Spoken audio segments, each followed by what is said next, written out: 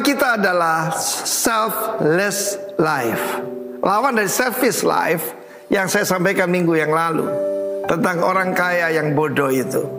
Tetapi warga kerajaan dengarkan, ini contoh a selfless life. Kisah Rasul 4:36. Demikian pula dengan Yusuf yang dipanggil Barnabas. Yusuf itu Yoses ataupun Joseph itu artinya may he add. Kiranya Tuhan menambahkan. Orang yang jadi berkat itu selalu orang lain berkata, semoga lebih banyak orang seperti ini. Tetapi bahkan dia meningkat disebut Barnabas, the son of comfort, the son of consolation. Dia menghibur orang lain, menguatkan orang lain. Seorang Lewi dari Siprus. Kalau orang Lewi tidak punya warisan tanah, yaitu di Israel.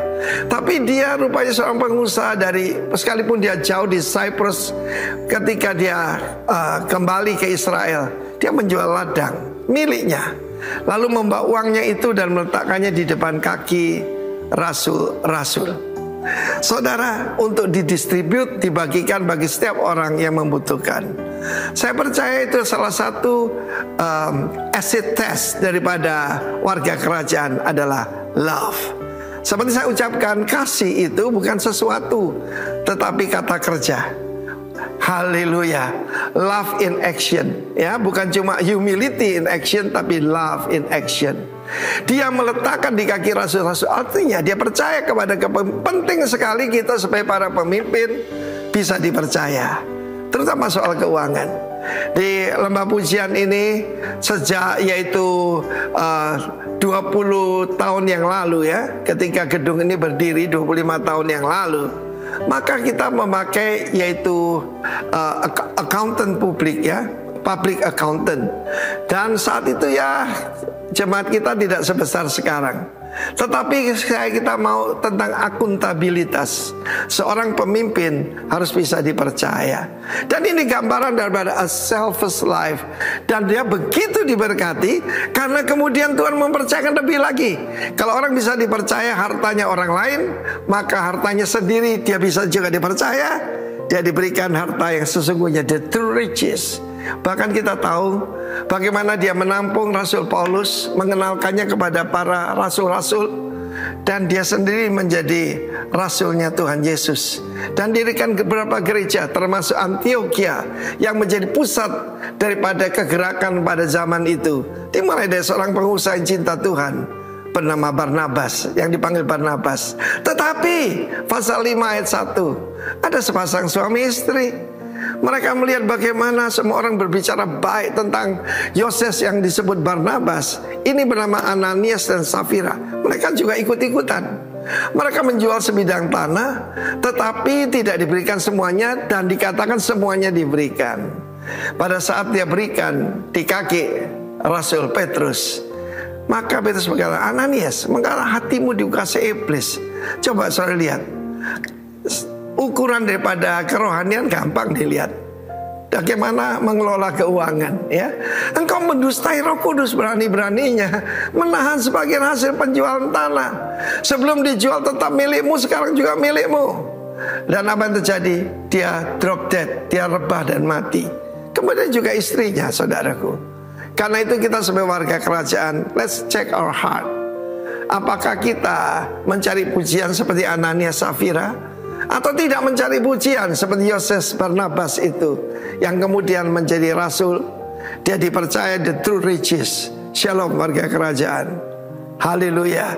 Live selflessly in Jesus name. Amin. Ya. Selamat pagi, shalom. Shalom. Shalom. Saya percaya bahwa di hari ini kita adalah orang-orang yang patut berbahagia karena kita masih tetap setia melayani dan mengasihi Dia. Katakan amin. Masih mengasihi Tuhan, amin. Apapun yang terjadi dalam hidup kita, satu hal yang kita percaya bahwa yang terbaik dalam hidup kita hanyalah rancangan Tuhan. Bahkan bukan rancangan kita sendiri, tetapi rancangan Dia, Sang Pemilik kehidupan kita.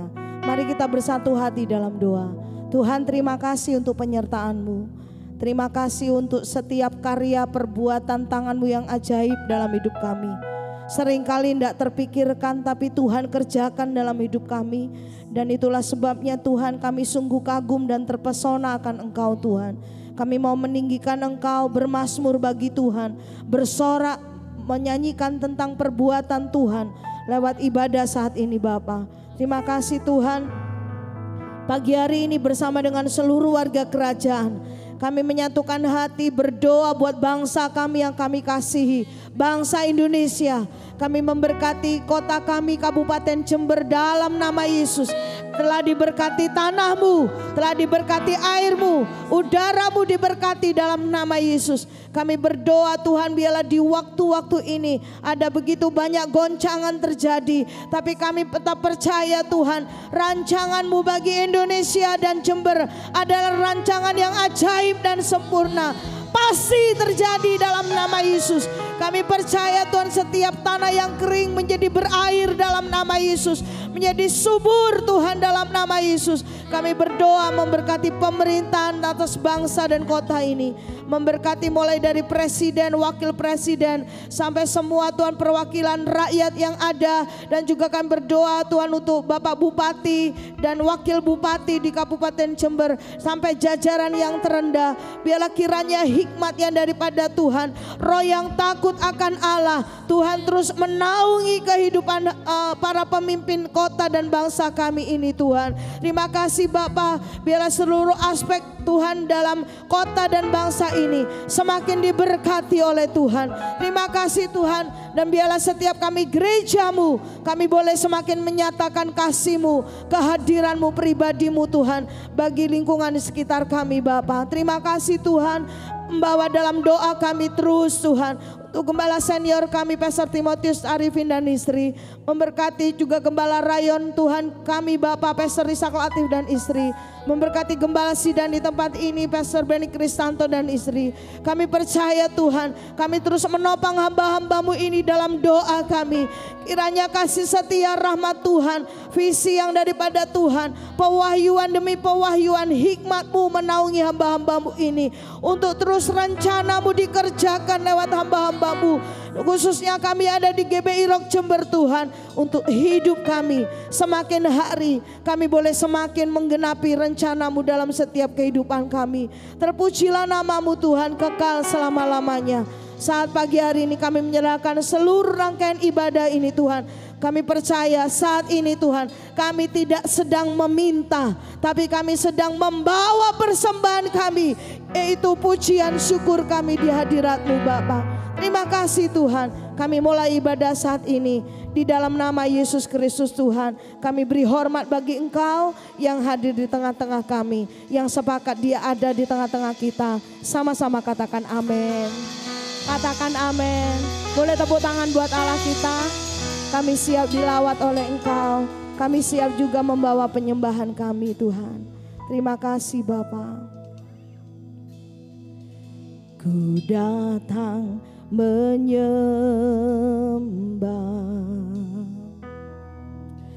masuk hadirat-Mu.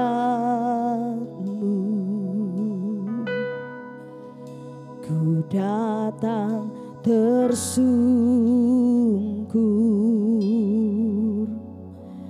di bawah kaki-Mu,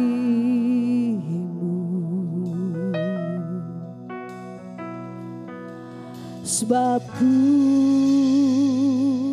tahu hadirat-Mu yang menyempurnakanku, dan ku berserah kepadamu.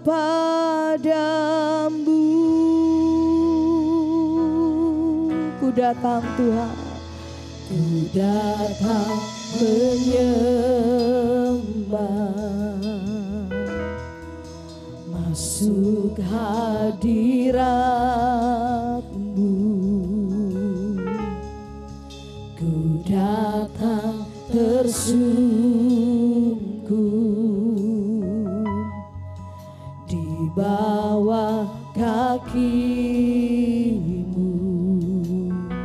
Ini yang kami tahu Tuhan, sebab ku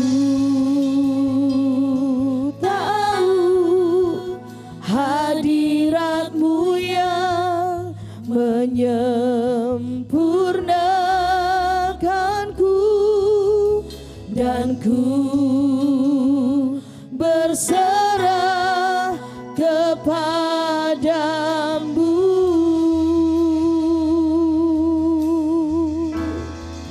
Ku angkat tanganku, ku bawa hidupku, sebab ku percaya rancangan-Mu, Tuhan, yang terbaik bagiku. Sekarang ku menaikkan syukur ini hanya bagi Yesusku. Kau yang layak Tuhan, terima segala pujian.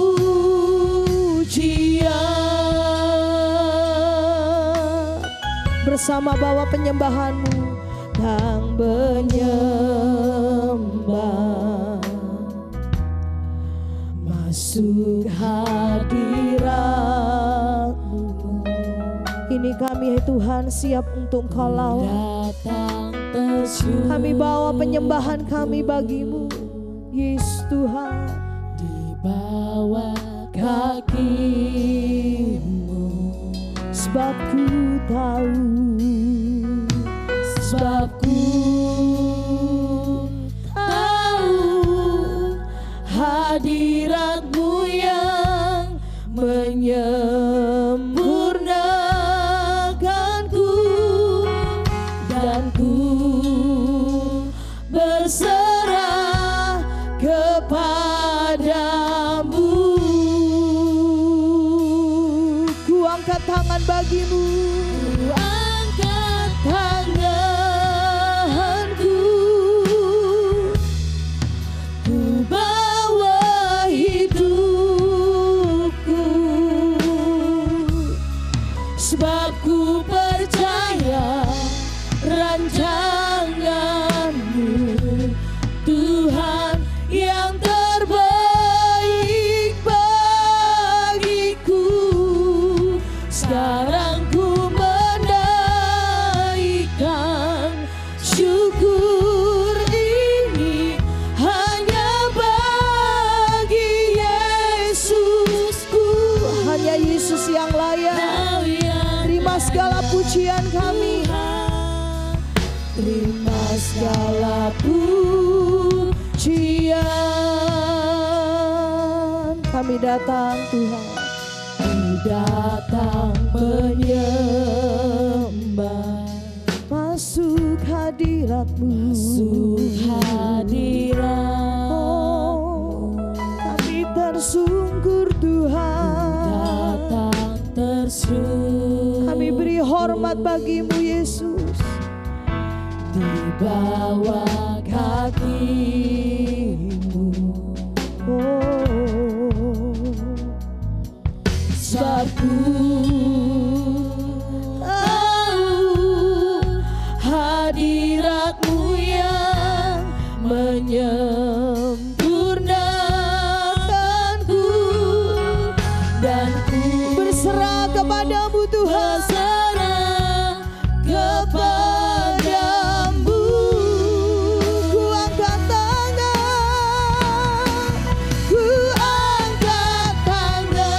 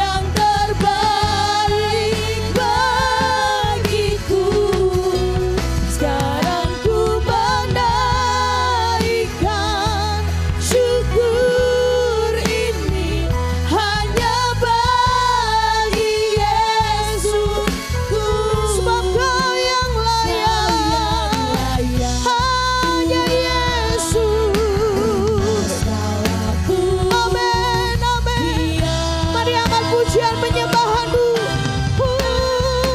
Ku angkat tanganku, bawa hidupku, yes Lord, amin.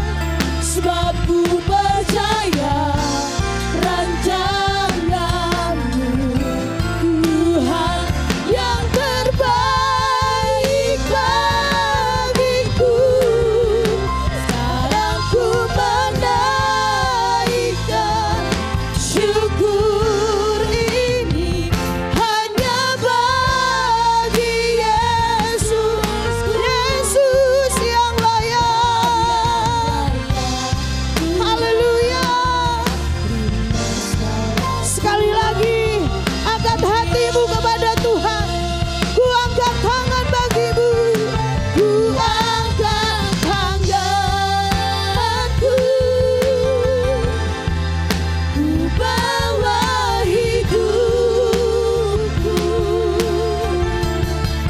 Sebab ku percaya rancangan yang terbaik, Tuhan, yang terbaik bagiku. Ku naikkan syukurku, ini hanya bagi Yesusku. Kau yang layak, Tuhan, terima segala pujian. Oh, Kau yang layak, hanya Kau yang layak. Yesus yang layak. Kau yang layak, Tuhan, terima segala pujian.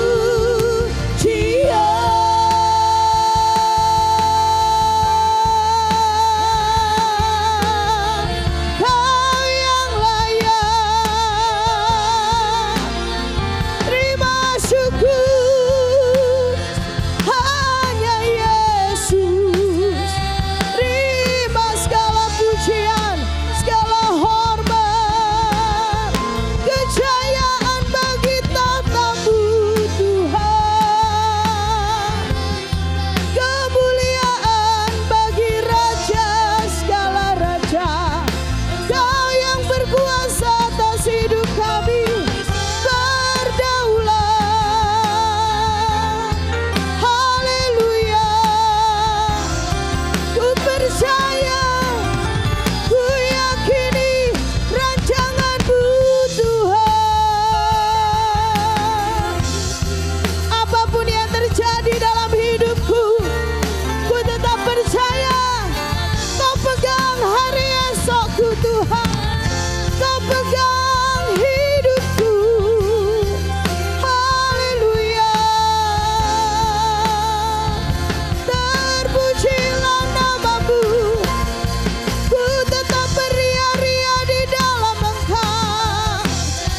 Sekalipun pohon ara tak berbuah, pohon anggur tak berbuah, pohon zaitun mengecewakan, tetapi aku percaya kepadamu. Tetap memuji-puji Engkau. Haleluya.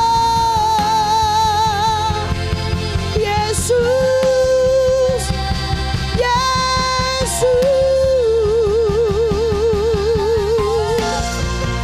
Ku angkat tanganku, ku bawa hidup. Kami persembahkan hidup bagi-Mu, Tuhan. Sebab ku percaya Untuk hidup dalam rancangan-Mu, rancangan-Mu, Tuhan, yang terbaik bagiku. Sekarang ku menaikkan syukur ini hanya bagi Yesus. Kau yang layak,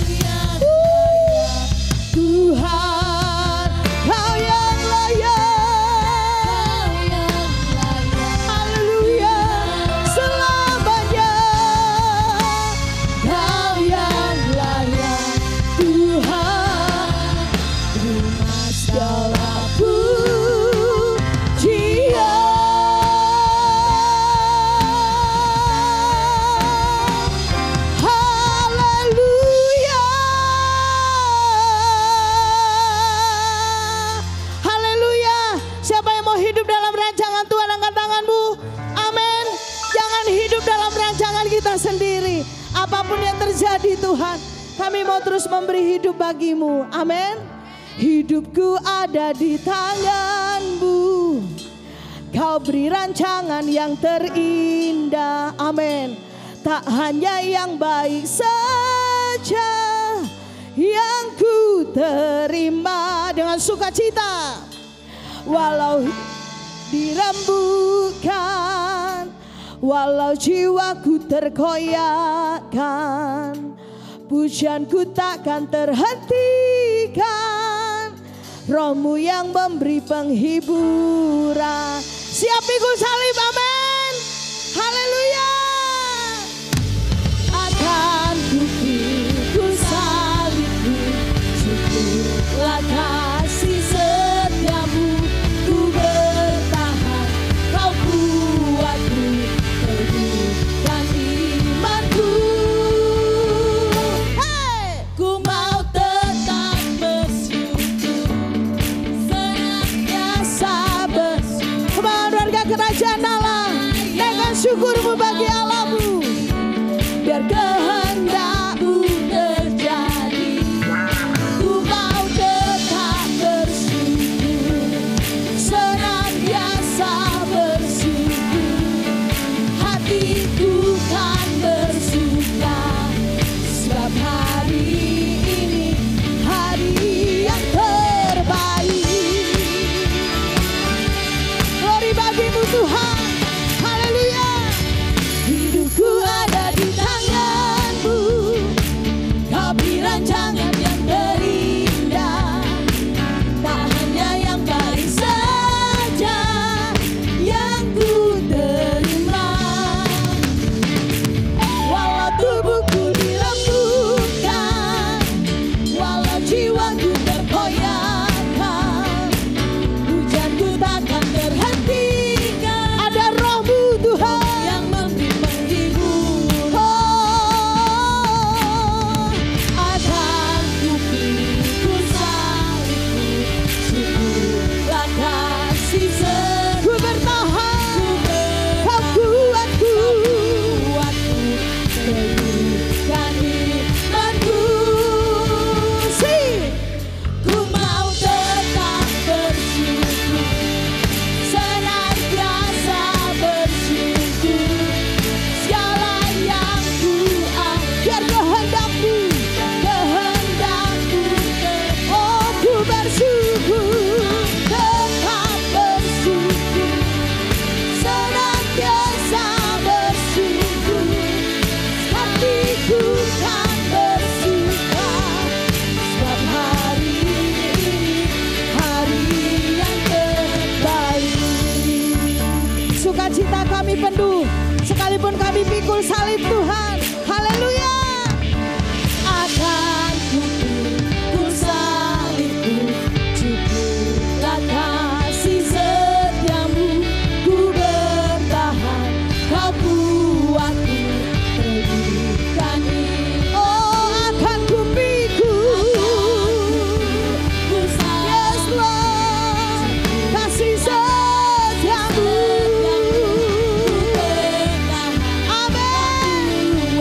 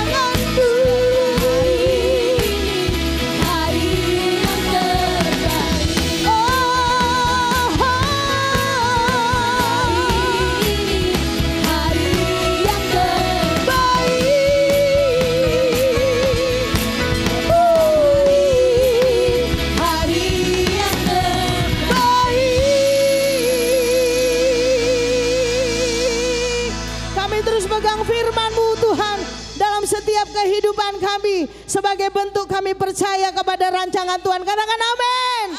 Firman-Mu ajaib dalam hidup kami.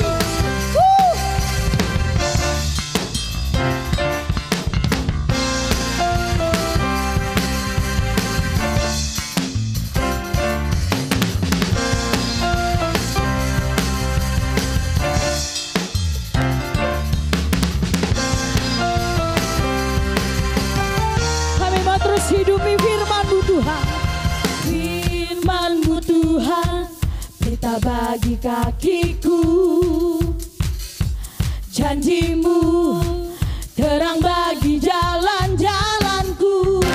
Kebenaran-Mu menuntunku setiap hari. Ku menantikan-Mu, beri kekuatan baru. Come on, siap! Ku kan terbang tinggi di awan bersamamu dalam kemuliaan. Sebab firman-Mu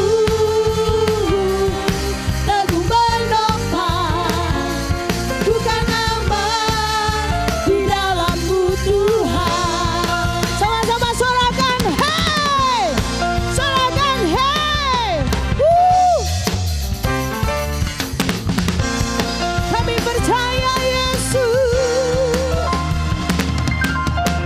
Firman-Mu Tuhan, berita bagi kakiku.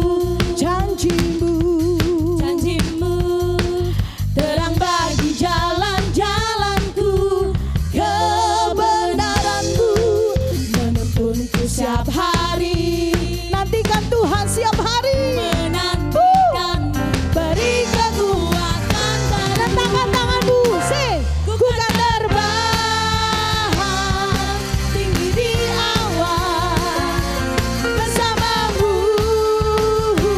dalam kemuliaan. Sebab firman-Mu teguh menopang, ku kan aman di dalam-Mu Tuhan. Haleluya.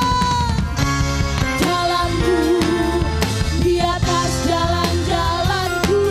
Rancangan-Mu, rancangan-Mu melebihi rancanganku. Sungguh telah membebaskanku, berjalan lebih tinggi, berjalan bersama. Mohon dengan kerajaan Allah. Haleluya. Berjalan tetap dalam rancangan Tuhan. Haleluya.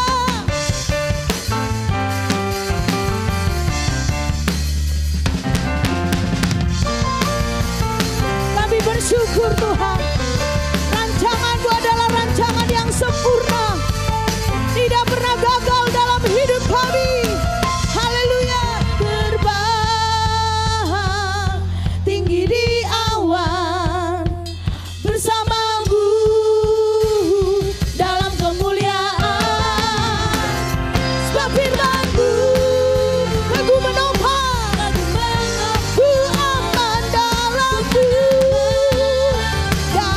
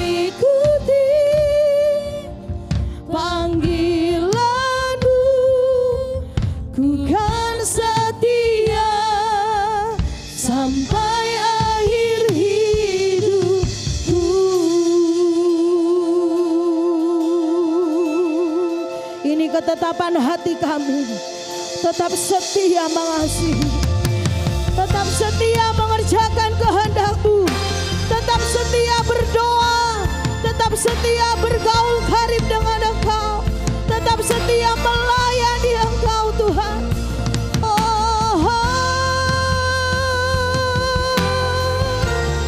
Ya Bapa, Engkau lihat setiap hati kami Tuhan. Yesus Bapa, mengenal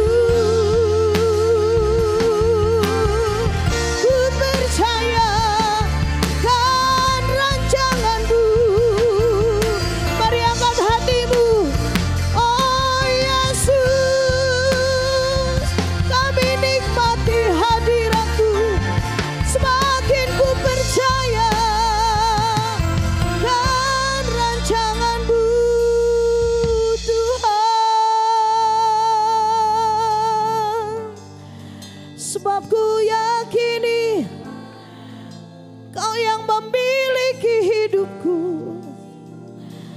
Tak pernah kau keliru menuntun hidupku. Tak pernah salah Tuhan.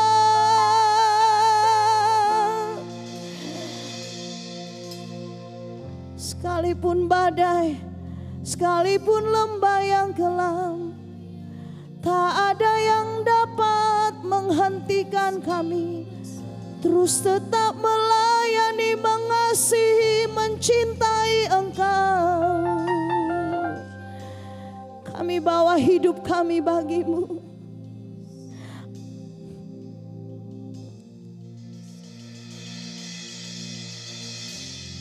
Lord, I give you my heart. I give you my soul. I live for you alone. Every breath that I take, every moment I'm with. Lord, have your way. Lord, I give you, Lord, I give you, My heart, give you my soul. give you my soul. And I live for you, Lord. For you alone. Every breath Sekali-kali kami tidak pernah meninggalkan Engkau.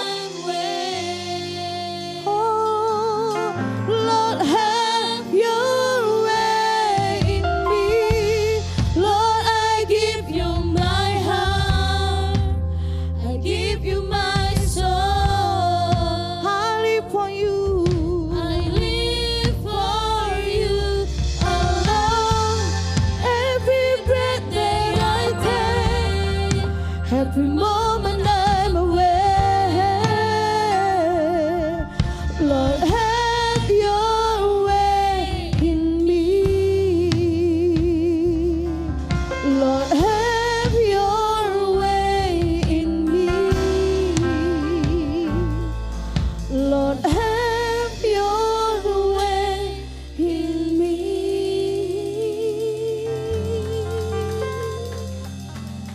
Bapak, biarlah hati kami bersorak-sorai, beriang-riang, bergembira di dalam Engkau. Ada saatnya kami bersorak-sorai, ada saatnya kami berdiam diri. Ada saatnya kami memegang erat-erat apa yang kami miliki. Ada saatnya kami melepaskan semuanya. Terima kasih Bapa. Engkau yang sudah membajak tanah hati kami dengan pujian dan penyembahan. Engkau yang menaburkan benih yang terbaik. Biarlah Roh Kudus yang memberi pertumbuhan. Terima kasih Bapa.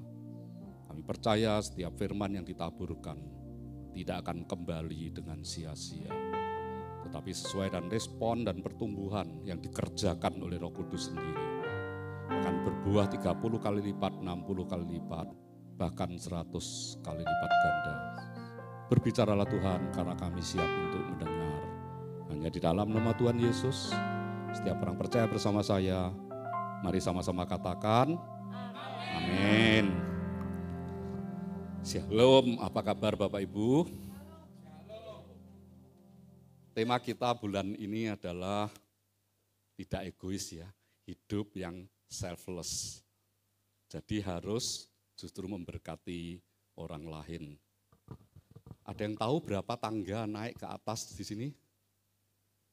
Ada yang pernah menghitung? Loh, ini tuan rumah malah nggak tahu ya. 25 anak tangga. Dan saya ngomong, saya ingat waktu saya pelayanan di Rubin Adi, itu gerejanya ada stairway to heaven ya. Iya, stairway ke atas sana. Dan selama pelayanan, siapa yang sudah setia melayani Tuhan 10 tahun? Tolong angkat tangan. Oke, 20 tahun. Oke, 100 tahun. Enggak ada ya. Nah, coba kita balik. Bukan kita yang setia melayani dia. Saya pasti lebih dari 40 tahun ya melayani. Nah, bukan kita yang setia, tetapi Tuhan yang setia kepada kita. Setuju? Kalau tidak, kita tidak mungkin diberi pelayanan itu. Tadi ketika saya melihat anak-anak muda, saya gembira sekali. Karena pertama kali saya melayani Tuhan, itu jemaat 80% itu mahasiswa. Jadi waktu saya ditawari, saya bilang sama istri saya kan penanggung jawab di apotek di rumah sakit. Ya. Saya tanya gini, aku diminta full time, kamu setuju enggak? Dan dia ditanya, di mana? Dan saya sebutkan satu wilayah, dan dia berkata, jauh amat.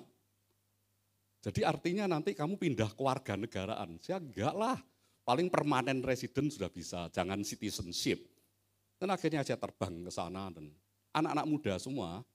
Dan saya happy mengapa anak muda itu, banyak orang yang menganggap saya ekstrovert. Mungkin Pak Benny menganggap saya ekstrovert ya.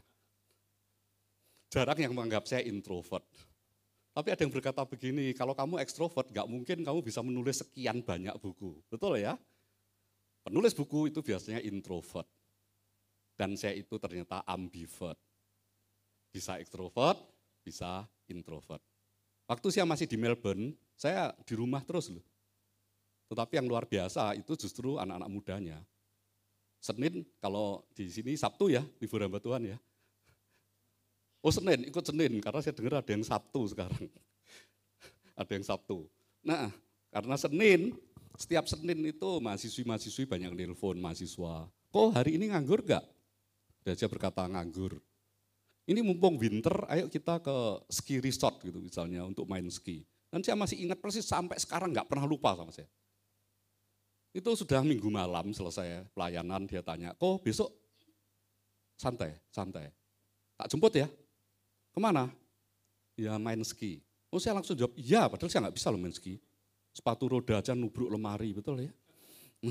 Pagi dijemput, jalan. Saya nggak telaten. Mengapa? Dua anak saya kalau setir ngebut semua kan. Dan dulu sebelum istri saya komplain, mobil kami semua manual. Jadi bukan yang sekarang dipindah ke matic semua kan. Karena ya di tol kan lebih progresif. Ini cewek ini nyetirnya kok alam sekali, itu saya bilang, kamu tak gantiin aja setirnya. Kok pelan sekali. Terus saya baru ingat loh, iya dia baru belajar loh nyetir. Loh, kamu kan nggak bisa ya nyetir di Jakarta. Iya nggak bisa. Nah terus, ya ini aku sedang belajar. Ya ampun.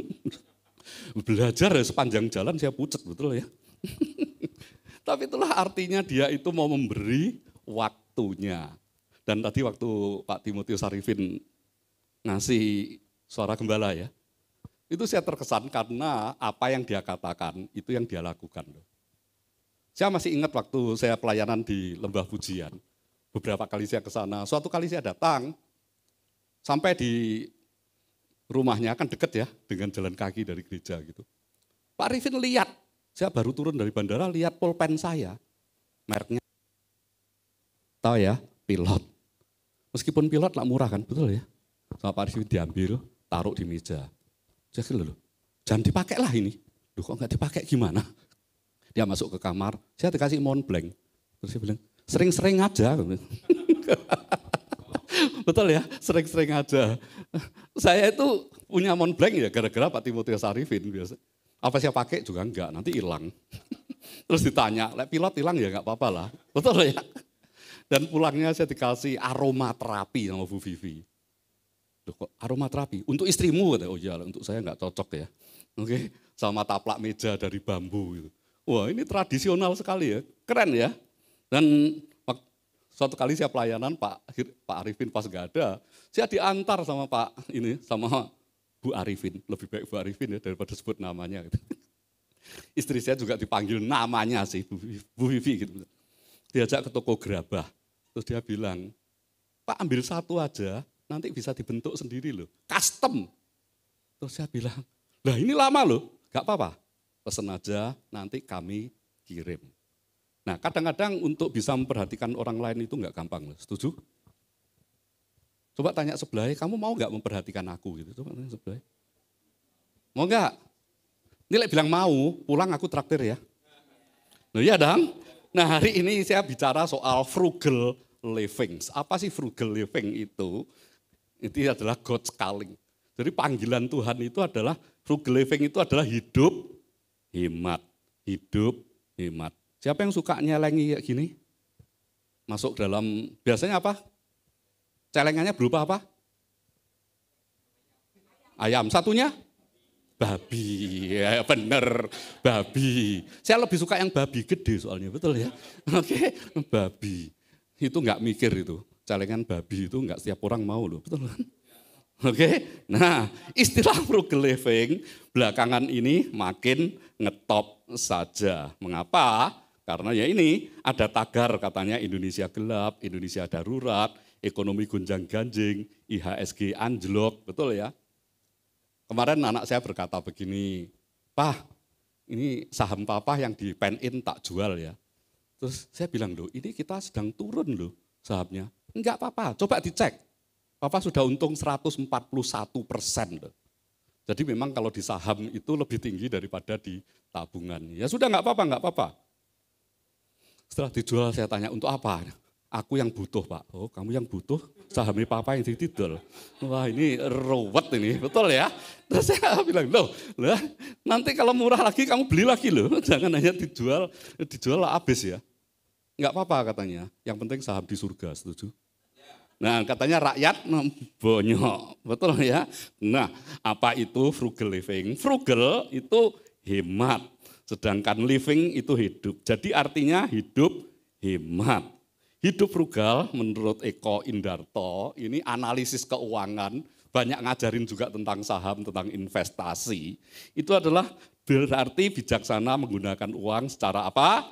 Efektif sesuai dengan nilainya. Efektif sesuai dengan nilainya dan efisien sesuai harganya. Efektif itu berdaya guna, jadi sangat efektif. Jadi kalau kita bunuh nyamuk pakai bom itu efektif, tapi enggak efisien, betul ya. Nah, efisien itu mengeluarkannya dikit, pakai bom nyamuknya mati, sekeluarga ikut mati itu. Efektif ya, tapi enggak efisien. Jadi harus dua-duanya efektif sekaligus efisien. Siapa yang setuju ini? Indonesia gelap, tolong angkat tangan. Kalau setuju berarti pesimis. Padahal memang benar. Atau sesuai kenyataan, betul? Yang enggak setuju optimis. Optimis berlebihan masuk jurang, betul ya? Karena tidak hati-hati. Nah, bagaimana mengatasinya? Yaitu frugal living, itu enggak bikin pusing. Nah, yang menarik ini, mengapa contohnya frugal living ini pakai tisu? Siapa yang tisu di rumah boros banget, tolong angkat tangan. Ini tisu apa ini? Toilet paper, betul ya? Mereka menyebut toilet paper. Nah, siapa ibu-ibu yang pakai toilet paper untuk ngelap meja makan? Tolong angkat tangan. Itu sama sekali salah. Karena jelas tisu untuk apa? Halo, untuk ngelap apa?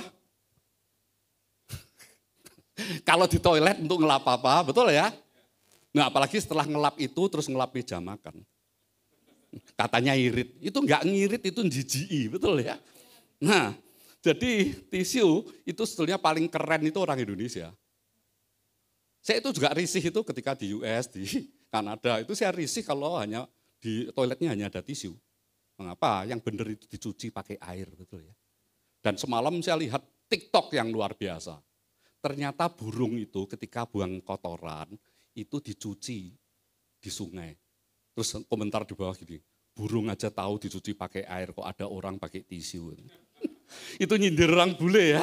Kita pakai tisu hanya untuk mengeringkan yang basah. Kalau bule enggak loh. Tapi tidak pakai air sama sekali. Anda bayangkan. Kalau saya kok risih toh, kemana-mana kayak kok belum mandi gitu ya. Kalau sekedar pakai tisu. Nah, karena tenaga kerja Jepang itu mahal banget. Coba perhatikan kalau kita ke toilet-toilet umum di Jepang, tisu yang dipasang itu bukan hanya satu loh. Saya foto di Tokyo, itu tisunya ada 9. Mengapa? Semua penuh. Jadi ganti ya sekalian, satu-satu tenaga kerjanya kan mahal. Saya bilang ini di Jepang, di Indonesia hilang sing 8. Tinggal 1, betul ya? Wah, saya utuh-utuh diringkesi. Betul. Ya toh ya? Ada teman pengusaha kaya. Waktu ke Jepang, mandi di kolam renang. Pulang itu mbak botol aqua, tak tanya itu, ini untuk apa? Tadi samponya tak kuras. Loh, samponya dapat 1 liter, jadi setiap kamar mandi diambili. Ini enak loh samponya. Ya enak itu untuk orang mandi, bukan mbak ambil pulang ke Indonesia. Kacau, pokoknya orang Indonesia nggak mau rugi, betul ya. Tanya sebelah, kamu nggak mau rugi kan? Padahal hari ini temanya keren ya, kita mau rugi untuk orang lain. Setuju? Mau rugi untuk orang lain. Itu yang keren, mau rugi untuk orang lain. Nah, manfaat hidup hemat, dan hemat bukan berarti pelit. Karena ada orang-orang yang sangat hemat di dalam hidupnya, tetapi kalau dengan orang lain dia dermawan. Betul ya? Nah, Pak Ishak Latif itu kalau pas pelayanan di tempat saya bilang begini, saya itu seneng sekali loh diundang ke sini, karena makannya terserah saya, kata. Waduh, terserah saya. Dan dia kan yang paling suka celup-celup ya. Oke, celap-celup. Kayaknya celap-celup itu mahal banget loh. Kalau celap-celup, tergantung apa? Tergantung daging yang dipilih. Kalau itu nyembelihnya sebulan yang lalu murah itu. Tapi biasanya kan yang fresh gitu, itu hitungannya bukan kilo loh, tetapi hitungannya gram. Tadi saya ngomong sama Pak Benny, teman saya undang ke sini sih sebetulnya. Dia importir daging Wagyu, tinggal di Jember. Biasanya kalau saya kabari dia datang. Hari ini dia bilang, ya ampun Pak, saya di Surabaya, sisipan itu. Jadi saya ke sini, dia ke Surabaya, adiknya menikah di Surabaya. Dia bilang, next time saya akan datang lagi. Oke. Nah, hidup hemat, makanya pakai kata akronim hemat. Untuk memudahkan ya, istilahnya the donkey bridge, jembatan keledai itu. Pakai kata hemat, diingat-ingat hal yang pertama, hidup hemat merupakan kunci utama orang berhikmat. Lihat di dalam Amsal 21 ayat 20, harta yang indah dan minyak ada di kediaman orang bijak, tetapi orang bebal memboroskannya. Di rumah saya paling banyak itu minyak wangi, parfum. Saya juga heran, saya enggak pakai parfum sampai hari ini. Tapi ada losinan parfum. Mengapa? Karena gereja-gereja di luar negeri itu kalau kita melayani sering ngasihnya itu parfum. Istri saya yang lirik sambil senyum, karena dia tahu saya nggak punya parfum kan. Dan parfumnya nanti untuk men, bukan untuk istri. Coba kalau untuk istri mungkin diam aja dia, betul ya. Kemarin tak lihat, habis Pak. Tidak ada satu pun. Mengapa? Karena anak saya sudah balik Indo dan dia yang ngabisin.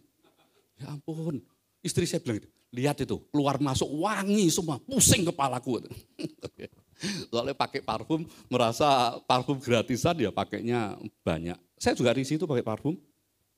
Tapi kalau pakai minyak cem-ceman, apalagi minyak putih, wah wes. Ini bau-bau rumah sakit ya. Apalagi bau karbol gitu. Tapi benar, mengapa? Karena di Alkitab itu minyak.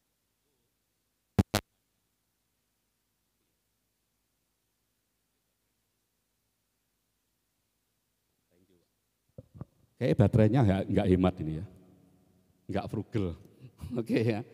Nah, mengapa? Karena coba kita teliti ya, belajar sungguh-sungguh teologi ya, nanti kita akan ngerti. 5 gadis yang bodoh dan 5 gadis yang bijaksana. Yang disediakan apa?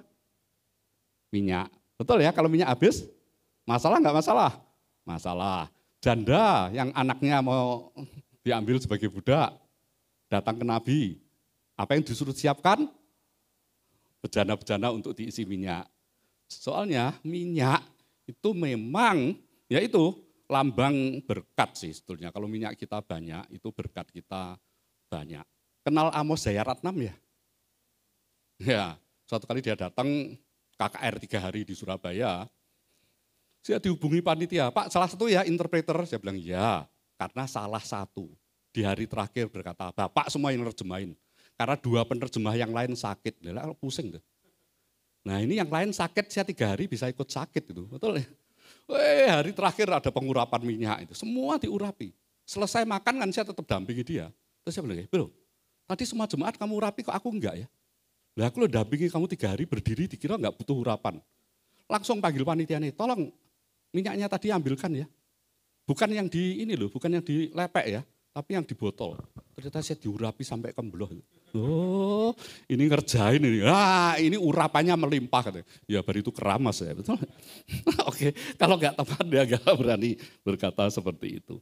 Jadi minyak itu memang luar biasa. Dan di rumah saya persediaan minyak goreng itu sering selalu ada. Karena ada teman, itu papanya pabrik minyak goreng. Jadi saya dikirimi terus. Dan bilangnya begini, Pak kalau habis ngomong ya, nah itu sih masalah. Seharusnya belum habis kirim mono. Ngomong kan nggak enak ya Pak ya. Mosok bilang begini pakai clue-clue. Minyakku kemarin mau goreng udah habis. Nah mereka dia bilang, kan ada Indomaret. Ya, KO. Oke, nah jadi hamba Tuhan tidak boleh minta di mimbar, setuju? Kecuali minta tertentu loh. Saya sama istri kan bilang begini, awas loh ya di mimbar jangan minta-minta loh. Tapi suatu kali saya keceplosan, bahasa yang paling makan itu suka pecel. Nah ini Pak Benny juga tahu itu. Malam-malam Pak Ano pecel enggak Pak? Oke. Selesai padahal khotbah di Betani. Anda tahu ibu-ibu itu bawa tas kresek isinya sambal pecel. Pulang sama si pindahan saya. Dapat berkilo-kilo. Istri saya bilang, kamu dari mana? Tadi aku keceplosan khotbah suka pecel dikasih gini. Oh istri saya ikut suka kan. Ya sudah apa-apa sambal buka. Setelah itu wajahnya enggak enak. Semuanya super pedas. Istri saya pedas saja murus apalagi super pedas. Ini abis no ya kata. Lalu aku yang masuk rumah sakit lah. Oke, nah jadi jangan minta-minta ya karena kita akan selalu diberi. Anda tahu Billy Graham? Billy Graham mewanti-wanti hamba Tuhan di seluruh dunia jangan minta. Tapi karena dia sering dikirimi jasnya sampai puluhan di rumah Billy Graham itu. Akhirnya terpaksa dia berkata gini, sorry ya jemaat ya, saya itu jas sudah terlalu banyak. Kalau di rumah saya pakai jin dan t-shirt. Pulang ada yang ngirimi 1 kontainer jin. Nah, mumet. Kalau saya tak jual lagi ya, langsung dibuka obral jin itu. Itu Billy Graham. Jadi itulah minyak itu lambang kelimpahan. Tapi hindari budaya instan. Lihat Amsal 13 ayat 11, harta yang cepat diperoleh akan berkurang. Tetapi siapa yang mengumpulkan sedikit demi sedikit menjadi kaya. Jadi kemarin saya baru WA, kalau saham apa kamu jualin terus, lama-lama ya menipis loh. Oh iya Pak. Nanti kalau ada yang murah belikan lagi ya. Karena saya itu nggak ngerti finance itu nggak ngerti saya. Karena kuliah saya dulu HRD ya, Human Resource Development. Jadi nggak ngerti itu seperti itu. Istri saya, anak saya yang lebih jago. Oke. Jadi mengumpulkan dikit-dikit itu malah jadi berkat. Kalau dapat wah cepat habis. Saya masih ingat waktu saya masih kuliah S1 di Petra Christian University. Itu salah satu anak Petra kena gebiar BCA loh, nomor 1 loh. Berarti waktu itu udah ratusan juta ya. Dan Anda tahu beritanya di Jawa Pos, dalam tempo singkat habis.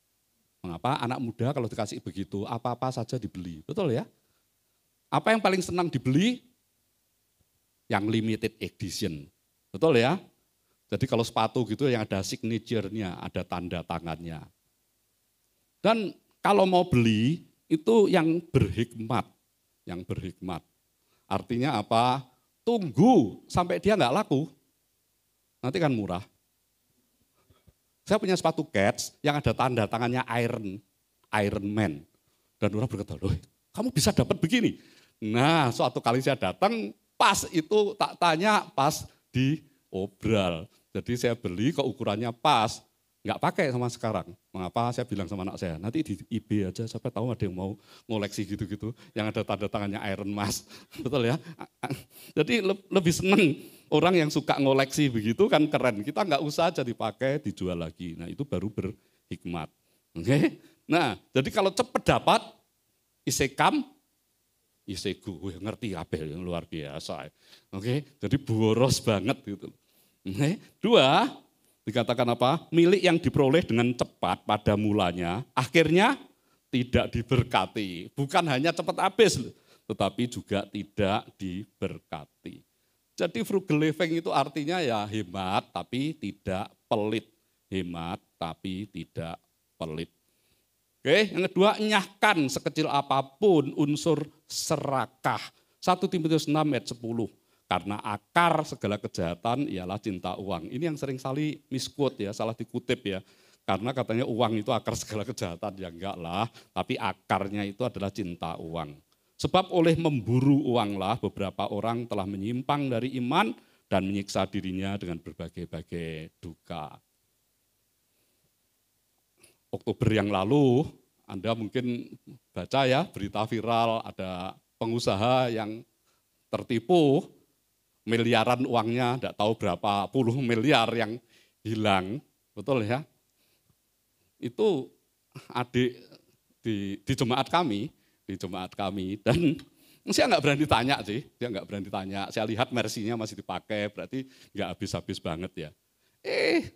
Tiba-tiba dia pasang di Instagramnya foto 4 orang ini. Terus penipu, korban. Yang korban wajahnya dia, nggak ditunjukin. Apa pasang? Supaya nggak ditanyain orang. Ya sudahlah, langsung tak publish saja. So saya korban sih. Kalau korban saya aman. Toh penipunya saya tutupi semua kan wajahnya.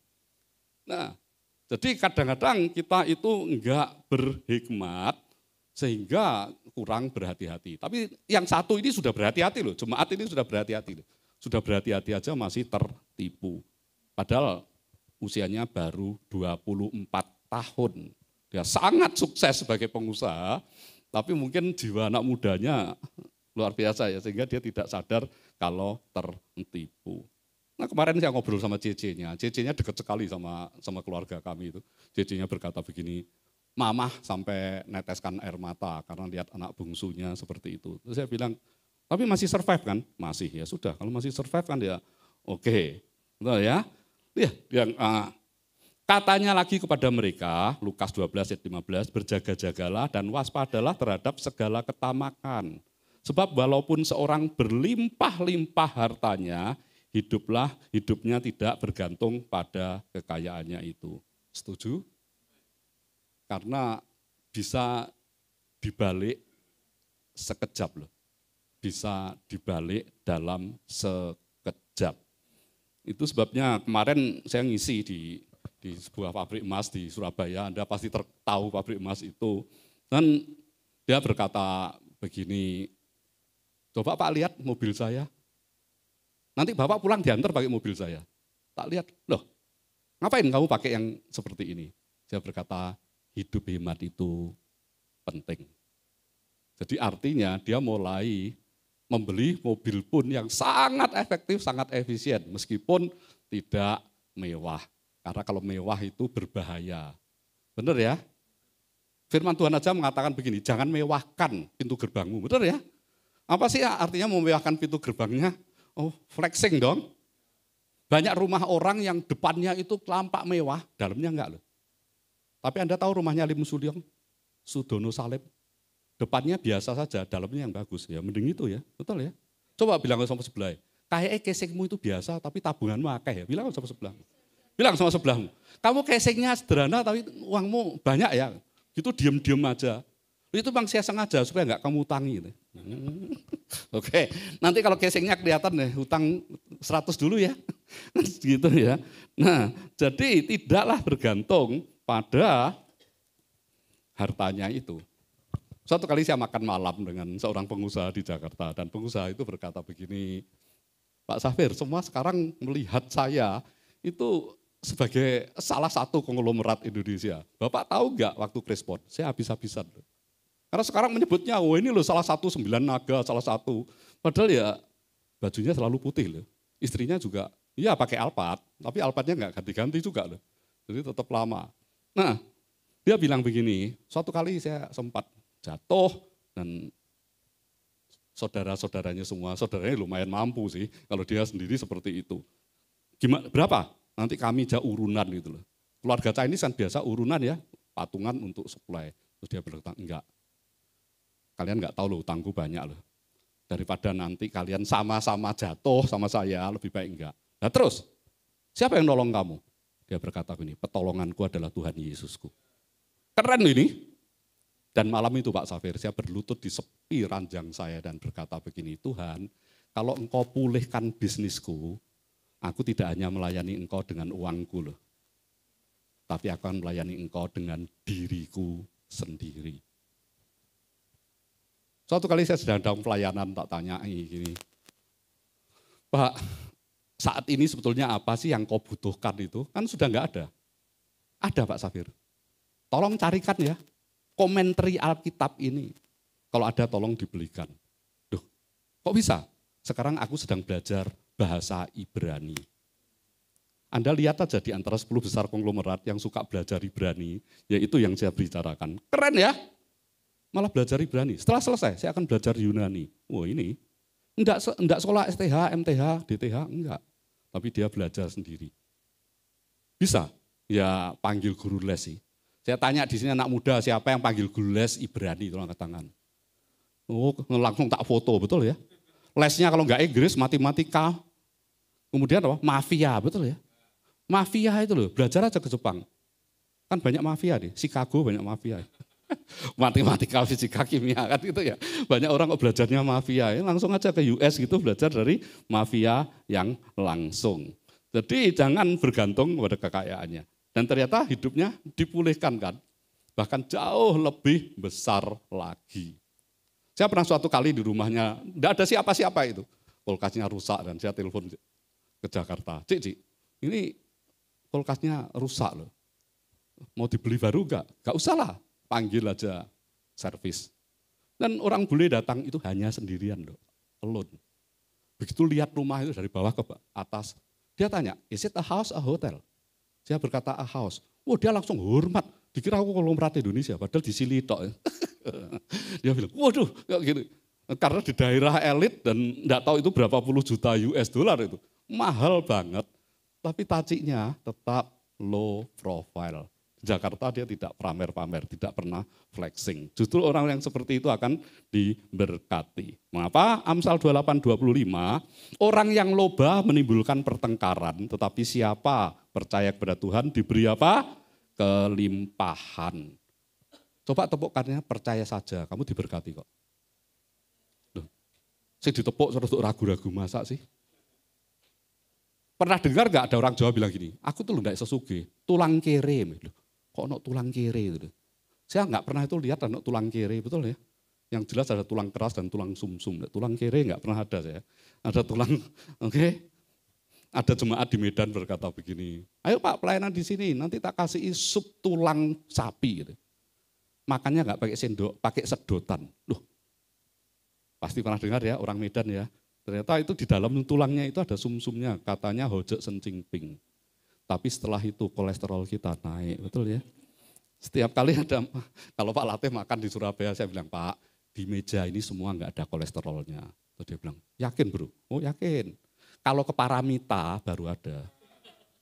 Kalau Anda ke Paramita baru, nanti di sini enggak ada, coba aja. Tapi kalau Anda ke Paramita, oh pasti nanti kelihatan bagaimana tiba-tiba aja kolesterolnya naik. Yang ketiga ada murah hati. Nah ini selfless, murah hati dan menikmati berkat Tuhan. 1 Timotius 6 ayat 17-19. Peringatkanlah kepada orang-orang kaya di dunia ini. Kalau ada orang kaya jangan tersinggung karena ini bukan apa kata Safir. Tapi ini apa kata firman Tuhan. Agar mereka jangan tinggi hati dan jangan berharap pada sesuatu yang tidak tentu seperti kekayaan. Melainkan pada Allah yang dalam kekayaannya memberikan kepada kita segala sesuatu untuk dinikmati. Mungkin saya pernah cerita sekali ya, suatu kali saya pelayanan dan pengusaha itu berkata begini, anaknya soalnya teman manggil saya Dedi anaknya, jadi sejak kecil itu deket banget. Terus dia bilang, Pak lain kali pelayanan gak usah lah di hotel, nginep aja di apartemen saya. Ini special apartment, jadi yang gede-gede itu bentuknya. Dan anak saya yang sulung Yuna itu tanya begini, Suk punya 1 lantai? Teman saya nggak jawab, ini sangat low profile. Anda ketemu di jalan nggak mungkin tahu kalau dia sekelas itu. Sampai selesai makan masih tanya lagi Yuna, Suk punya 1 lantai. Dan dengan sangat lirih, pelan dia berkata, enggak yo, Suk punya 1 tower. Anak saya pulang ke hotel itu berkata, ya ampun, ini teman-teman papa ini benar-benar crazy rich semua. Nah, terus saya bilang gini, karena dia berkata begini, enak ya punya teman crazy rich? Enggak. Dan saya serius sekali, karena ini memang serius. Anak saya, kok bisa? Kan di mana-mana banyak tempat untuk tinggal. Oh iya, banyak tempat tinggal. Coba, berapa kali papa manfaatin? Dia ngitung, ayo, enggak bisa. Karena jarang sekali. Mengapa? Karena istri saya juga nggak mau. Setelah selesai kan harus ngersii, betul ya? Nah, sudah di hotel kan kita tinggal pergi, betul ya? Ngersii lah ruwet, dipinjemi rumah itu kan ngersii. Terus Yuna berkata, opo nggak seneng punya teman crazy rich? Enggak, yang seneng kalau papa yang crazy rich. Halo? Kalau papa crazy rich gitu, aduh Pak Beni, ayo Pak ke Eropa Pak bareng Pak. Nanti biar dewe-dewe ya. Ngebucet deh. Loh iki kok paling pelit ngene. Ya toh ya. Nah, jadi enggak enak. Tetapi apa? Segala sesuatu untuk dinikmati. Saya berkata ya enakan kita gini lah, bisa menikmati tanpa ikut ngerawat, betul? Anda tahu ngerawat apartemen itu berapa? Mahal loh, betul kan? Kemudian peringatkanlah agar mereka itu berbuat baik, menjadi kaya dalam kebajikan. Nah, ini tema bulan ini kan begitu ya. Nah, oke. Suka memberi dan membagi. Dan dengan demikian mengumpulkan apa? Suatu harta sebagai dasar yang baik bagi dirinya di waktu yang akan datang untuk mencapai hidup yang sebenarnya. Suatu kali saya ngisi di GPDI di Yogyakarta. Gembala sidangnya itu cerita begini, Pak Safir, lihat nggak tante itu? Iya, sederhana sekali ya. Tapi itu dia pemilik toko besi, salah satu yang besar di Jogja. Dan Anda tahu, gereja ini itu semua bahan mayoritas dari dia loh. Terus dia bilang, kok bisa? Waktu salaman saya tanya, tante kirim barang bangunan ya di sini? Saya berkata, iya, untuk rumah saya di surga. Keren ya? Beri di gereja, untuk rumah saya di surga. Karena apa yang saya tabur di sini akan saya tuai di sana. Apa yang saya lepaskan di sini, betul ya? Kan semuanya begitu. Jadi saya percaya kalau saya membangun rumah Tuhan di sini, rumah saya di sana sudah tersedia. Terus saya berkata begini, jangan cepat-cepat selesai ya. Loh, kenapa Pak Safir? Cepat selesai Ibu dipanggil pulang. Loh, rumahmu udah jadi ya pulanglah. Ngapain dikontrakkan di sana, betul kan? Ya, kalau rumah cepat jadi ya cepatlah pulang. Kok tiba-tiba pucat semua ya? Terutama yang masih nom-nom, masih muda-muda ini enggak siap. Siapa yang siap dipanggil pulang? Tolong angkat tangan. Loh, enggak ono ya? Saya angkat tangan sendiri loh. Mengapa? Saya selalu seperti itu. Suatu kali saya bersama seorang gembala sidang besar di Surabaya, konferen bareng dan duduk bersebelahan. Saya sama istri, ya, badai mengamuk hebat-hebat, besar sekali, transit di Singapura kan. Terus saya keluarkan handphone saya foto semua petir itu. Dan pendeta berkata, bro, enggak takut tak? Saya bilang loh, kalau kita sampai di sana, kita ikut conference. Nah kalau enggak, ya conference-nya di surga lah. Jangan dulu. Jangan dulu. Loh, saya berkata loh, enggak apa-apa, sungguh. Dan saya ngomong enggak apa-apa. Saya udah ngomong sama istri dan anak-anak, suatu kali kalau saya terbang, enggak balik, ya kita ketemu di surga lah. Setuju? Kalau saya wani ngomong ini, ya apa sih? Lu enggak apa-apa, karena toh ya nanti masa tua kita juga akan pulang kan. Setuju? Nah, siapa di sini yang mengasihi papa mamahnya? Tolong angkat tangan. Anda diberkati Tuhan. Karena firman Tuhan apa? Siapa yang mengasihi orang tuanya, hidupnya bahagia dan berumur panjang. Ini syarat Alkitab katakan. Jadi artinya kalau tidak mengasihi, menghormati orang tua, berumur pendek dan menderita. Betul kan? Mana yang Anda pilih? Apalagi kalau gini, hidup panjang, menderita, itu lebih moh itu. Betul kan? Lebih baik hidup pendek tapi bahagia kan daripada hidup panjang tapi menderita. Nah, jadi kasihlah orang tuamu. Setuju? Oke. Nah, kita akan lihat. Jadi mencapai hidup yang sebenarnya. Oke? Jadi kalau kita mau berbagi ini luar biasa. Waktu saya pelayanan di OSI dulu, jemaat sebetulnya tidak semuanya punya sih. Karena 80% student itu uang kiriman dari Jakarta, Semarang, dan Surabaya, rata-rata dari kota-kota itu yang kuliah di sana ya. Itu kan ya pasti terbatas lah. Tapi gereja punya program hebat, $20 per bulan. Siapa yang mau angkat tangan? Hampir semua angkat tangan. $20 per bulan, itu bukan untuk gereja di Australia. 100% dikirim ke Indonesia. Untuk mana? untuk bangun gereja di desa-desa kecil. Dan yang lebih luar biasa, ada anak Surabaya yang enggak mampu sih, enggak punya, karena dia tidak kos, jadi tinggalnya di pastori bersama-sama saya. Supaya dia tidak keluarkan banyak uang. Dia ikut ambil bagian $20 itu. Sabtu sore ketika dia pulang, dia kerja di Hungry Jack ya. Jadi di makanan cepat saji, saya tanya, kok you ikut dah?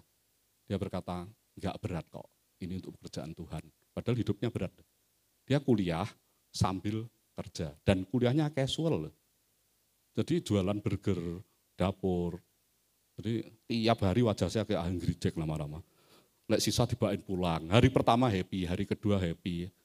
Seminggu wajah kayak burger kabeh. Oke, sudah enggak happy, betul kan? Nah, dia tetap. Dan sekarang dia menikah dengan orang bule dan hidupnya diberkati. Nah, coba lihat kisah 20 ayat 35. Dalam segala sesuatu telah kuberikan contoh kepada kamu bahwa dengan bekerja demikian kita harus membantu apa? Orang-orang yang lemah. Dan harus mengingat perkataan Tuhan Yesus sebab ia sendiri telah mengatakan adalah lebih berbahagia memberi daripada menerima. Bilang sama sebelahnya, ada amin itu. Nanti kalau amin, kamu beri saya ya. Karena terlebih berkat memberi loh. Saya tak menerima aja, benar ya. Dulu di gereja saya suka mengadakan tes karunia karena itu mata kuliah saya waktu kuliah. Saya bisa ketemu orang ngobrol, saya bisa tahu loh kira-kira karunianya apa. Sampai orang berkata, kamu kayak nabi ya? Enggak sih, itu ilmu. Dan itu ilmu sekular loh, bukan ilmu teologi yang saya pelajari. Sebelum saya akhirnya belajar teologi ya. Itu ada karunia-karunia tertentu itu. Dan waktu ada tes di sebuah gereja ini, penuh jemaat ikut semua. Terus saya tanya, oke hasil tesnya tolong yang mau sharing di depan. Ada satu ibu-ibu berkata begini, Pak, karunia saya memberi. Terus dia ceritakan gini. Tiba-tiba yang di belakang ada bapak-bapak angkat tangan. Kamu mau maju-maju. Karunia apa? Karunia aku menerima, Pak. Loh. Semua tertawa itu karunia menerima. Makanya tadi ada yang memberi, saya karunia menerima. Nanti bisa tukar nomor handphone. Dia ngawur nih. Berarti ibu ini suruh memberi yang karunianya menerima, betul? Siapa di sini yang karunianya menerima? Ini di Alkitab loh, tidak ada karunia menerima itu. Menikmati berkat Tuhan, bukan karunianya menerima. Artinya menerima sumbangan terus-menerus ya. Enak yang itu ya. Oke, karunianya menerima. Lihat, Amsal 11, 24, 25. Ada yang apa? Menyebar harta. Menyebar harta itu bukan cerit-cerit loh. Berarti kan banyak ya. Tetapi bertambah kaya, ada yang menghemat secara luar biasa, namun selalu berkekurangan. Siapa banyak memberi berkat, diberi kelimpahan. Siapa memberi minum, ia sendiri akan diberi minum. Bedakan dengan memberi berkat dengan ngutangi loh. Banyak pendeta yang setuju ngutangi itu kita harus hati-hati. Mengapa? Kalau nanti dia nggak bisa bayar, persahabatan rusak, ya atau ya? Jadi dia minta utang 5 juta, kalau kita punya 500, kasih 500 saja tanpa utang, sudah selesai. Tapi kalau ngutangi, kalau dia nggak bisa bayar, nanti dia menghindar dengan kita. Artinya kita kehilangan 2 hal, uang kita hilang, persahabatan bahkan persaudaraan ikut hilang. Coba bilang sama sebelahnya, aku tak utang kamu, tapi persaudaraan tetap terikat ya. Bilang kok gitu. Oh iya kan, jadilah aku datang lagi, utangi lagi gitu loh. Oke, nah itu karunianya menerima, betul kan? Menerima berkat dan menerima utangan. Memang ada yang memberi secara berkelimpahan. Waktu saya masih dari kepala sekolah, sekarang saya pensiun. Ada seorang ibu-ibu dari Jakarta, datang khusus terbang ke Surabaya dan nemui saya dan berkata begini, Pak Safir tolong doain saya ya. Ini bisnis suami saya kan sedang booming. Tolong ya mencapai omset T, maksudnya triliun. Terus saya berkata begini, Bu, sudahlah Bu, Ibu itu loh sudah berkecukupan, rumah Ibu di PIK sudah sedemikian gedenya, masih butuh apa sih? Tiba-tiba Ibu itu berkata begini, Pak, rumah di PIK itu bukan keinginan saya. Tapi itu karena kami keluarga besar, suami ingin nolong keluarga yang lain sehingga ke Jakarta nggak usah nginep di hotel. Kalau ke Jakarta Bapak nginep di hotel saya, di hotel di rumah saya, bisa dicek. Saya nggak pakai barang-barang mewah. Besarnya ya memang besar, karena keluarga kami besar. Terus saya tanya, kok minta didoakan supaya bisnis Ibu T? Soalnya saya punya cita-cita Pak Safir. Saya ingin jadi berkat bagi panti asuhan di seluruh Indonesia. Keren ya? Jadi artinya dia nggak mau kalau sudah diberkati saya pengen jalan-jalan keliling Eropa. Enggak. Kalau saya diberkati, bisnis suami sampai T, saya akan bantu panti asuhan. Bukankah itu keren? Kemudian yang A adalah atur anggaran dengan ketat. Oke, 1 Korintus 16 ayat 2. Pada hari pertama dari tiap-tiap minggu, hendaklah kamu masing-masing sesuai dengan apa yang kamu peroleh. Menyisihkan sesuatu dan menyimpannya di rumah. Supaya jangan ada pengumpulan itu baru diadakan kalau aku datang. Jadi Rasul Paulus ini tugasnya juga mengumpulkan persembahan-persembahan jemaat dari gereja-gereja yang dia layani. Apakah Korintus, apakah Efesus, apakah Filipi. Nanti ketika dia datang itu sudah. Jangan dikira debt collector loh. Karena Rasul Paulus tidak ngambil dari uang itu loh. Dia pakai untuk bantu jemaat yang lain, jemaat yang dilayani. Karena dia sendiri tent maker, pembuat tenda. Kalau sekarang kan artinya dia itu kontraktor kan, developer. Jadi Paulus itu ingin ya kita berbagi. Apa yang dikatakan Paulus? Kamu itu dibebani, seperti diminta persembahan. Itu bukan supaya kamu terbeban, tetapi supaya ada keseimbangan. Jadi yang lebih banyak memberkati yang lebih sedikit. Dan itu tema Alkitab mulai dari Kejadian sampai Wahyu. Ingat sakta di padang gurun, mereka dipelihara dengan apa? Mana. Suruh ngambil ya. Dan ditimbang berapa gomer. Dikatakan apa? Yang ambil dikit enggak kekurangan. Yang ambil banyak enggak kelebihan kan. Bahkan ketika Sabtu dibilang enggak usah, Sabat. Sabtu ambil 2 kali lipat. Supaya Sabat, kalau kita ngitung Sabat kita ya, Minggu gitu. Nah, untuk apa? Supaya Minggu enggak ngambil domer lagi. Padahal kalau kita ngambil kelebihan di hari yang biasa, berulat kan, busuk. Tapi di hari itu enggak. Jadi artinya Tuhan itu kendalikan apa yang kita peroleh. Kalau kita peroleh dengan bijak, dengan hemat, kita enggak akan kekurangan. Saya itu ngomong sama ketua departemen keuangan di tempat kami, harus jujur loh ya.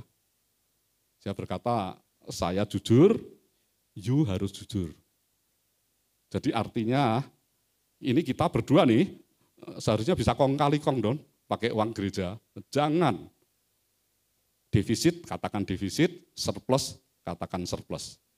Lapor ke sinode, tertib.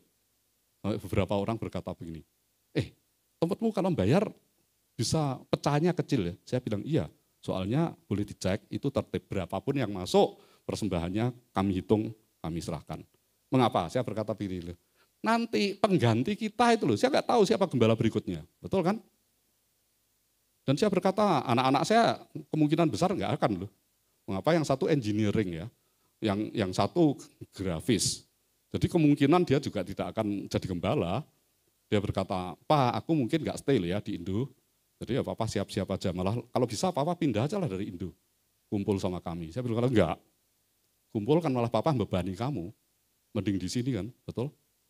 Kangen ke Jember ya, ketemu Pak Beni lah, oke? Masih bakmi Jawa, betul? Lidah istri saya meskipun lama tinggal di luar negeri, enggak bisa makan luar negeri. Suatu kali keluarga bule undang kami, makanannya itu burger dan spaghetti. Pulang nyetir, nanti buat Indomie ya. Dia kalau tak ceritain ngakak dia, nanti buat Indomie. Loh, tadi spaghetti kan mie, oh beda, mie-nya beda. Oke. Nah, siapa di sini yang lebih suka Indomie daripada spaghetti itu angkat tangan? Oke, pawan kiri. Ya podo sama nyonya kan. Nah, jadi kumpulkan bagus, betul ya? Karena apa? Muliakan Tuhan dengan hartamu dan dengan hasil pertama dari segala penghasilanmu. Maka lubung-lubungmu akan diisi penuh sampai berlimpah-limpah dan bejana pemerahanmu akan meluap dengan air buah anggurnya. Istri saya itu setiap awal bulan selalu berkata begini sama anak saya. Jangan lupa ya perpuluhan kita sendiri. Sana HP minta papamu. Soalnya kita transfer pakai M-Banking. Ya udah, sampai kemarin saya di bandara bukan ya di stasiun kereta di Surabaya itu. Mau bayar lounge itu saya lupa loh nomornya. Sampai loh, Bapak ini bukan M-Banking Pak? Iya, tapi saya nggak pernah pakai. Tak bayar cash boleh? Oh enggak, ini cashless. Aku lah pusing tuh. Pakai QRIS? Iya, saya ada QRIS. Nomornya lali pisan. Mbaknya itu berkata begini, ya sudah Pak, pakai uang pas saja ya. Oh tak golekno ketemu uang pas. Pas yang cilik-cilik itu aku punya. Oke. Nah, jadi muliakan Tuhan dengan hartamu dan dengan hasil pertama dari penghasilanmu, maka lubung-lubungmu akan diisi penuh sampai apa? Melimpah-limpah, dan bejana pemerahanmu akan meluap dengan air buah anggurnya. Saya itu hampir enggak pernah, mungkin beli batik, hampir enggak pernah. Suatu kali, kan kami itu laundry, memang laundry, karena istri saya juga mungkin untuk setrika segala kan males dari laundry. Di laundry itu ada batik San Seujian, tahu ya San Seujian ya? 35.000. Loh kok apik, langsung mau tak beli. Istri saya bilang, enggak usah. Ini di DTC mek selawe. Loh ya ampun, selisih cemban. Sik. Nanti lek parkir dek kono, parkirnya cemban, lah bensin nih. Loh iya ya. Kok gak mikir, istri kadang-kadang hemat tapi ngawur. Oh, betul ya, hemat tapi ngawur. Padahal ya saya sedang karena untuk gelangsaran kan bagus. Betul ya. Oke. Karena saya itu sahabat dengan Pak Daud Wiryo. Pak Daud Wiryo, kalau ke Jogja mampirlah ke butiknya, siapa tahu pemiliknya ada. Kalau pemiliknya nggak ada, nggak usah beli, karena batik di situ minimal 40 juta. Yang beli itu golongan ASBY. Suatu kali Pak, saya tanya begini, Mbak, ada nggak pendeta yang datang ke sini? Oh ada, lek Bapak kan temennya owner, ada. Satu dari Semarang, satu dari Bali. Aku nggak sempat tanya yang di Bali, rotok sungkan. Yang di Semarang juga nggak tanya, pernah ke situ nggak? Soalnya itu 40-60 juta loh batik. Gila Pak. Betul ya? Nah tak tanya, kamu kok nggak buat yang murah kenapa? Nanti turun reputasiku. Ya ampun, aku beli samban gue gak apa-apa, rebuja dilarang kok. Betul ya? Beli 35 aja nggak apa-apa kok. Setuju? Maleakhi 3 ayat 10, bawalah seluruh persembahan persepuluhan itu ke dalam rumah perbendaraan, supaya ada persediaan makanan di rumahku, dan ujilah aku firman Tuhan semesta alam, apakah aku tidak akan membukakan tingkap-tingkap langit dan mencurahkan berkat kepadamu sampai berkelimpahan. Ayat ini bukan pesanan Pak Beni. Kadang-kadang khotbah persepuluhan itu dikira pesanan pendetanya, enggak loh. Coba lihat, cek, dimanapun saya pelayanan, saya nggak pernah itu menemukan begini, hiasan dinding kayak gini. Jarang sekali hiasan dinding yang mau kayak gini. Apalagi tas kayak gini. Oke? Apalagi t-shirt, betul ya. T-shirt bunyinya apa? Berkatilah aku. Duh, oke, lindungi aku. Kalau yang nggak enak gini nggak mau. Padahal ini bukannya nggak enak, tapi ini seharusnya yang bisa kita kembalikan kepada Tuhan. Dan yang terakhir, T-nya, taruh uang kita di tempat yang tepat. Oke? Lihat, karena di mana hartamu berada, di situ juga hartamu berada. Saya tanya ya, setiap kali ada rumah dirampok. Bagaimana perampoknya bisa tahu tempat harta tersimpan, meskipun tidak ada bocoran orang dalam. Seringkali kan, oh sama pembantu, betul ya. Kemarin ada rumah di Surabaya yang kena, ternyata pembantunya tahu. Rupanya di kamar utama nyonyahnya itu, ada ranjang besar kan, yang king size bed utama itu. Di bawahnya ada karpet, di bawah karpet itu adalah ruang penyimpanan. Mengapa? Karena pembantunya sering tahu, malam-malam nyonyahnya itu sering geser ranjang. Bersama suaminya masukkan sesuatu ke situ. Jadi dicurigai, daripada curigai titipno saya, nanti entek. Oke. Nah pertanyaannya, kok perampok bisa tahu? Dari mana? Ketika tuan rumah itu ditodong, dia hanya melihat mata pemilik rumah. Ngeliriknya kemana? Nah ngeliriknya itu hartanya berada, betul ya? Oke, itu sebabnya kalau rumah itu, siapa suami istri itu angkat tangan? Oke, nah suami-suami dulu angkat tangan. Oke, jangan lirik istrimu ya, nanti istrimu yang dirampok. Karena itu harta terbesar, betul ya? Oke, siapa yang in relationship, yang sedang pacaran, tolong angkat tangan. Masuk gak ono ini, jual mahal semua ini. Yang masih jomblo tolong angkat tangan. Nah, saya nasihati ya, cewek-cewek khususnya, hati-hati kalau cowoknya bilang begini, yang atau beb, mulai beb itu tarapnya semeh nikah itu. Oke, beb, janganlah, belum apa-apa wes beb itu, ngomongnya babi. beb itu. Ya, kalau dia ngomong begini, aku tuh tidak punya apa-apa selain kamu, jangan nikah dengan dia. Nanti kamu nikah, rumah dari kamu, mobil dari kamu. Loh ditanya, loh aku kan jujur, aku gak punya apa-apa selain kamu. Loh jangan termehek-mehek. Itu memang gak punya, jujur itu kere tapi jujur. Oh kita loh, pulangin wajah berapi-api. Dia bilang gini loh mah, katanya dia nggak punya apa-apa selain aku. Berarti kan aku miliknya satu-satu. Oh udah bodoh itu, dia nggak punya rumah kontrakan itu. Oke, hati-hati loh ya. Oke. Saya itu kebetulan kan sejak di Melbourne, passion saya yang utama, number one passion saya, itu jodohin orang Pak. Dari dulu sampai sekarang, sampai puluhan. Kemarin yang baru jadian itu anak GMS, saya jodohin sama anak GSJS. Oh mereka happy bareng. Setelah itu mereka tanya, setelah ini kami ke gereja mana ya? Rundingan. Oh enggak, Rundingan dewe aku enggak mau loh. Nanti setelah itu ada pindah ke rumahku, tempatku dikira aku jodohin. Enggak, Rundingan dewe terserah. Suaminya berkata begini, Pak, kami berdoa, nanti dimanapun kami berada, kami belum putuskan, tapi saya minta Bapak berkati. Loh, kalau you minta saya berkati, kalau you jemaat tetap, minta surat loh. Betul ya, fair ya. Ada jemaat GPCC yang saya berkati, saya bilang sama sekretaris, minta surat. ACC diberkati. Gereja di Lombok, Hard Rock ya, minta saya berkati karena itu jemaat bule. Terus saya tanya, loh kok saya ya? Itu bulenya kenal Bapak, katanya pernah melayani di gerejanya, Bapak suruh berkati. Dia kebetulan ada di Lombok. Kalau lihat jadwal saya nggak bisa bro, ya cari orang lain. Nah, jadi saya nggak mau memberkati, terus saya uju-ujuin untuk masuk. Enggak. Jadi karena saya passion, kalau ada yang kayaknya sedang bingung gitu, saya bisa bantu ya Pak. Bukan karena stoknya banyak, enggak. Ya memang ada, tapi orang itu bukan stok, betul ya. Orang itu makhluk tertinggi, jadi bukan stok. Betul ya? Oke. Nah, seringkali selalu tak ajak ngopi, minimal sekali. Baik ceweknya maupun cowoknya. Mengapa? Saya pengen gali. Dia itu kriterianya apa sih? Dan mungkin saya dianggap hamba Tuhan yang aneh, karena saya itu pendukung cewek atau cowok yang picky. Picky yang pemilih. Kan biasanya orang tua terpressure, sudahlah nggak usah terlalu milih-milih. Dikejar usia. Seumur hidup saya nggak pernah itu yang ngejar saya usia itu. Yang ngejar malah debt collector, betul ya? Usia nggak pernah ngejar kita kan? Saya selalu beritahu orang tua gini, untuk apa ke susu kalau anakmu nanti menderita?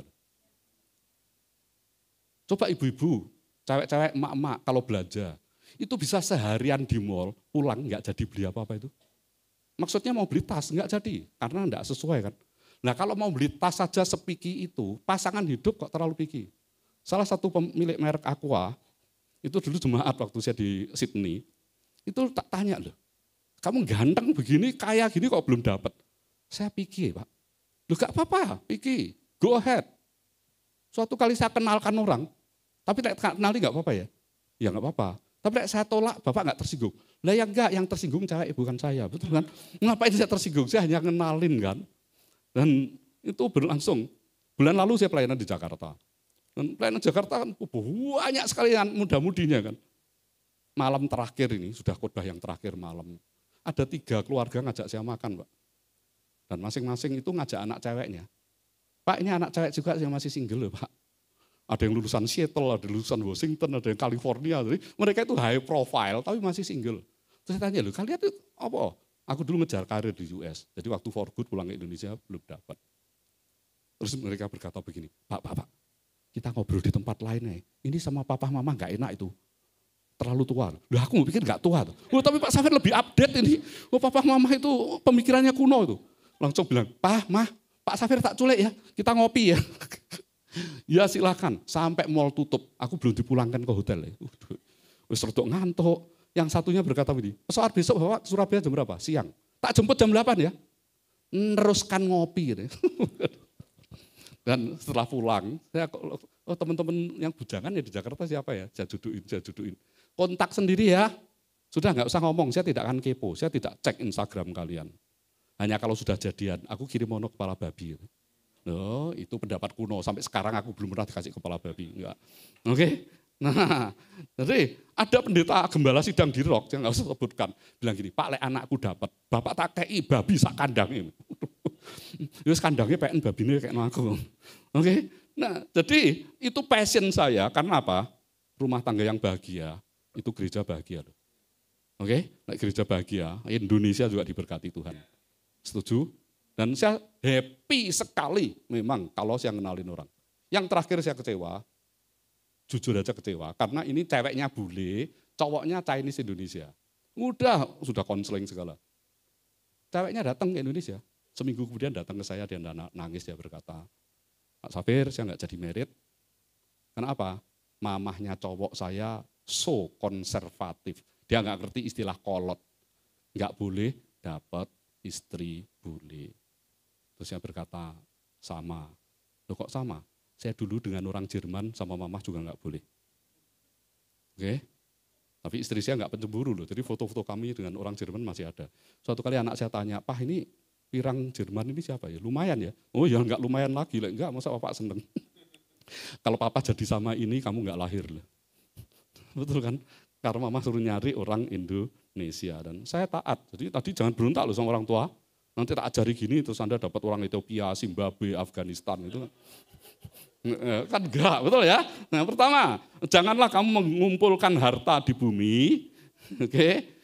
Di bumi ngengat dan karat merusakkannya dan pencuri membongkar serta mencurinya. Setuju. Apakah uang saya tidak pernah hilang? Pernah, oke? Meskipun bukan di sini ya. Saya pernah waktu di New York uang saya hilang cukup banyak. Matius 6 ayat 20.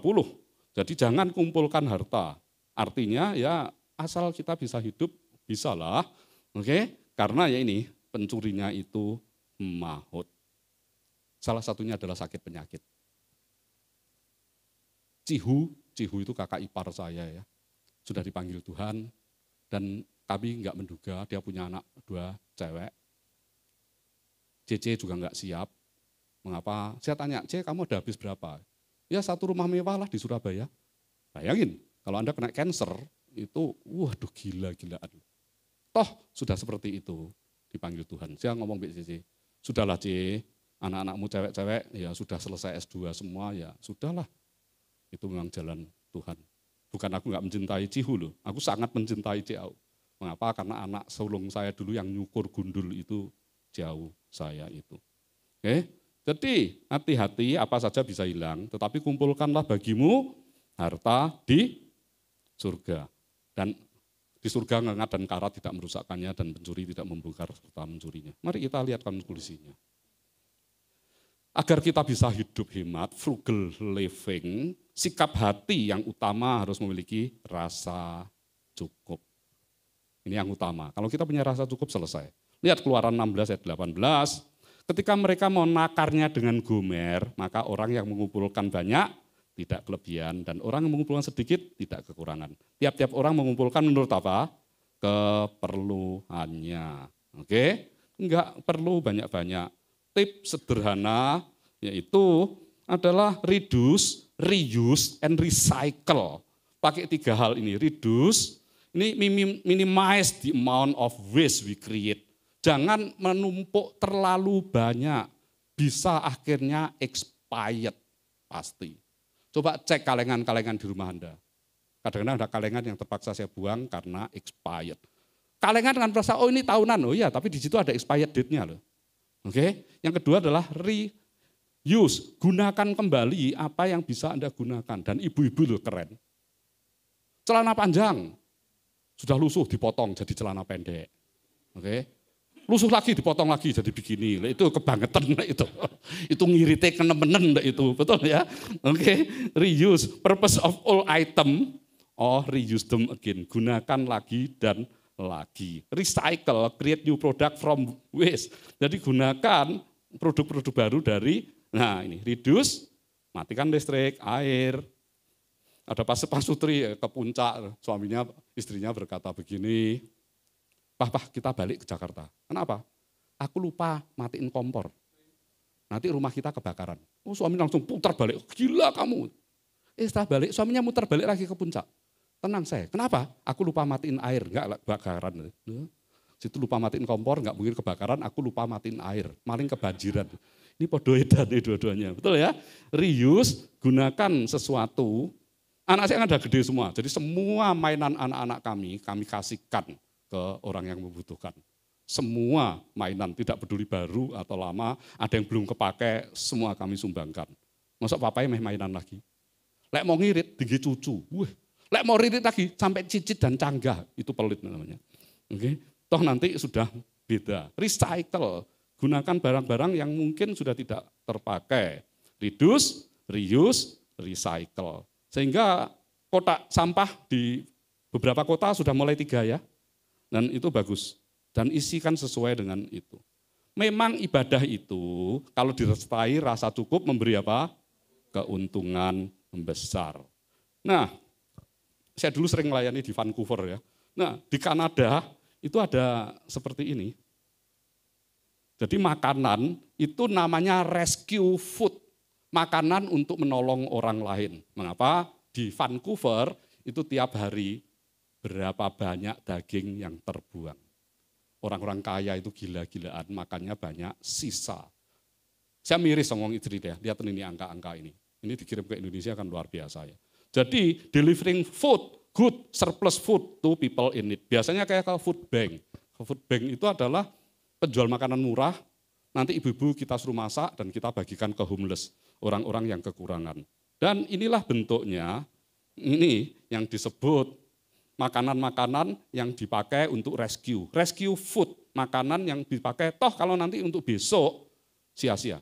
Sebuah gereja di Newcastle, itu tiap minggu di depan jemaat selalu makan mewah, bebas. Saya tanya pengurusnya, kalian enggak defisit tak? Terus dia berkata, enggak. Di sebelah ini ada toko roti, sebelahnya lagi toko susu. Kami melimpah kok. Jadi kalau expired kirim ke sini. Dan orang bule kan enggak sayang-sayang. Jadi manfaatkan itu dan mari kita diberkati Tuhan. Amin. Mari kita berdoa.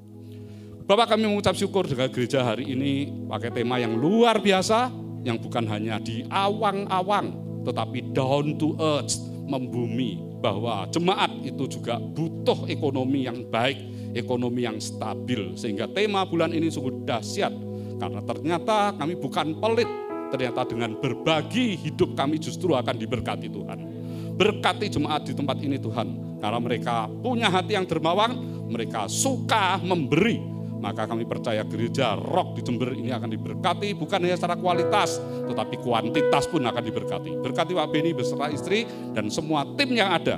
Mereka sudah mendedikasikan hidupnya kepada Tuhan, maka seumur hidup mereka akan Tuhan pelihara. Terima kasih Bapak, berkati juga seluruh jemaat yang sakit Tuhan jamah dan sembuhkan, yang sakit hatinya Tuhan beri kerelaan untuk pengampunan. Terima kasih Bapak, hanya di dalam nama Tuhan Yesus, setiap orang percaya bersama saya, yang hari ini kita hilangkan sikap egois kami, dan mari memberi, mari sama-sama katakan, amin.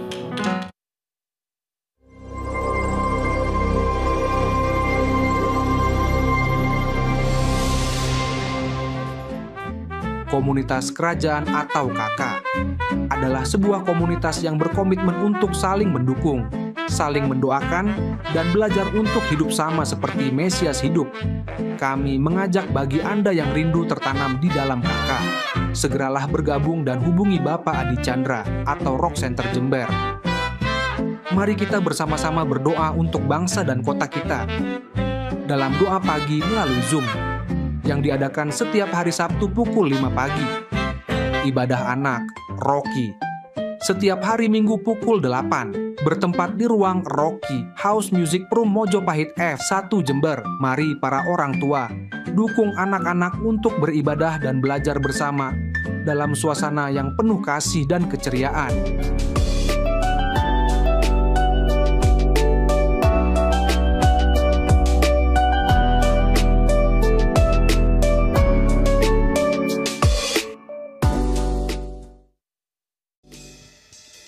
Haleluya, saudara diberkati, amin. Saya menangkap satu hal hari ini, bahwa ternyata warga kerajaan Allah sekalipun di masa krisis masih tetap bisa menabur. Amin. Karena Tuhan memberikan kita sudah rahasia untuk kita hidup berkemenangan di dalam perekonomian kita. Puji Tuhan. Gembala dan jemaat mengucapkan terima kasih untuk Bapak Xavier yang sudah melayani hari ini. Kami sangat diberkati dan kiranya juga Yesus melakukan perkara yang besar dalam hidup Pak Xavier di dalam pelayanan dan juga dalam keluarga. Makasih banyak Pak.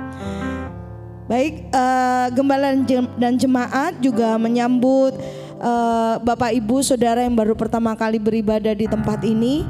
Kami menyambut dengan sukacita, yaitu Saudara Wahyu Firmansyah. Mohon untuk bangkit berdiri supaya kami dapat mengenal saudara lebih lagi.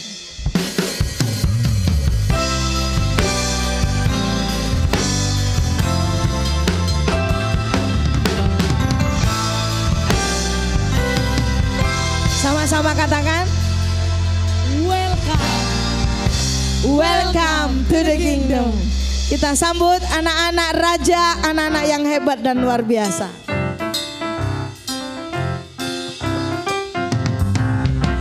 Aku anak raja, aku anak raja, aku anak raja, aku anak raja, aku anak raja, aku anak raja. Ya, Bapak Ibu doakan anak-anakmu, ucapkan perkataan imanmu sampai didengar dari telinganya.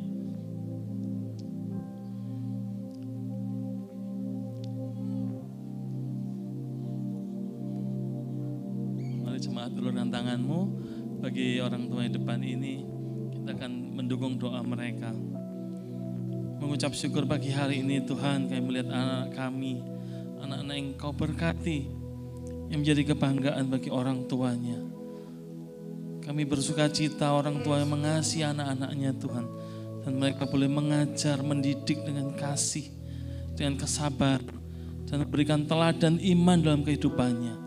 Dan kami boleh percaya ketika anak-anak menjadi semakin besar, semakin dewasa, menjadi anak-anak yang takut akan Tuhan. Dan anak-anak yang diajar sejak masa kecilnya, dia tidak akan menyimpang ke kanan ke kiri. Dan kami boleh melihat Tuhan, bangsa kami memiliki harapan untuk pemimpin-pemimpin di masa depan, orang-orang yang takut akan Tuhan. Terima kasih Tuhan, berkati guru, berkati pergaulannya Tuhan. Biarlah semua boleh mendatangkan kebaikan bagi kehidupan mereka. Dan kami juga berkati orang tua, berikan kemampuan, kesanggupan untuk merawat, memelihara anak-anak ini, mendidik anak ini dalam kebenaran. Terpuji nama-Mu Tuhan, dalam nama Yesus kami berdoa mengucap syukur. Mari kita yang sepakat katakan amin. Amin, haleluya. Mari Bapak Ibu Saudara warga kerajaan Allah bangkit berdiri. Sebelum kita kembali ke rumah kita masing-masing, saya beri kesempatan saudara untuk salam kanan kiri saudara. Dan katakan, jangan pernah menyerah untuk tetap hidup dalam rencana Tuhan. Jangan pernah takut untuk kita tetap memilih setia melakukan kehendak Tuhan dalam hidup kita. Tetap kuat, tetap percaya. Jangan motong saudara ya, jangan berhenti di tengah jalan. Sampai akhir kita tetap melayani Tuhan, amin. Sampai selesai kita tetap mengasihi dan mengerjakan kehendak Tuhan. Mari angkat kedua tanganmu kepada Tuhan, haleluya. Ku angkat tanganku, ku bawa hidupku. Sungguh kami percaya Tuhan, sebab ku percaya rancangan-Mu Tuhan yang terbaik bagiku. Sekarang ku menaikkan syukur ini hanya bagi Yesusku. Kau yang layak Tuhan, terima pujian setiap hari yang kami naikkan di hadapan-Mu.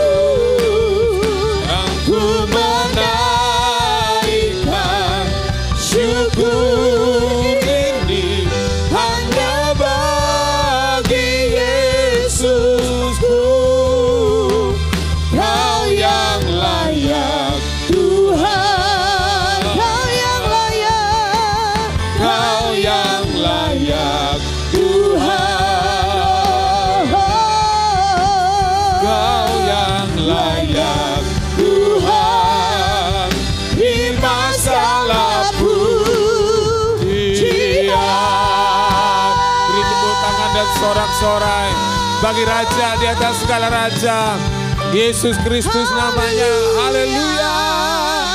Haleluya. Sempurnakan ibadah kami pagi hari ini. Sore malam hari ini kami yang beribadah secara onsite maupun online. Dengan kehadiran-Mu itu cukup bagi setiap kami. Sakit disembuhkan, lemah dikuatkan, susah dihiburkan. Kami pulang membawa kemenangan yang daripada Tuhan. Terima kasih.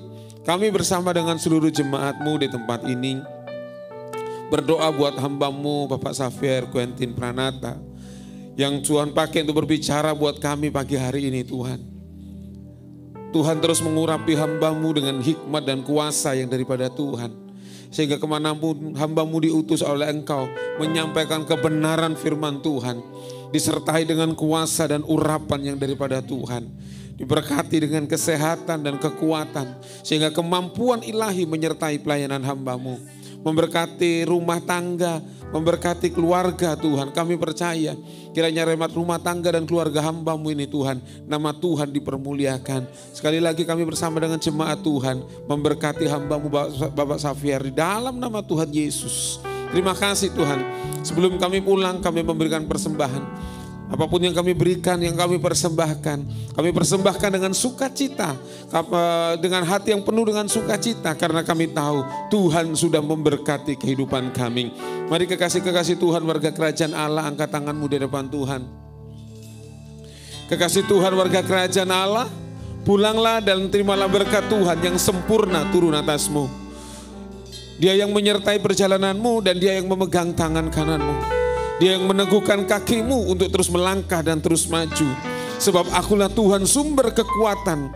Akulah Tuhan yang ada menjadi barisan depanmu untuk terus menerobos dalam kehidupanmu. Jangan pernah takut kata Tuhan. Tapi lakukanlah apa yang aku perintahkan. Maka aku akan melihat apa yang tidak pernah kau lihat dengan mata. Apa yang tidak pernah timbul dalam hati. Bahkan apa yang tidak pernah kau dengar dengan telinga. Tuhan sudah sediakan bagi engkau yang mengasihi Tuhan.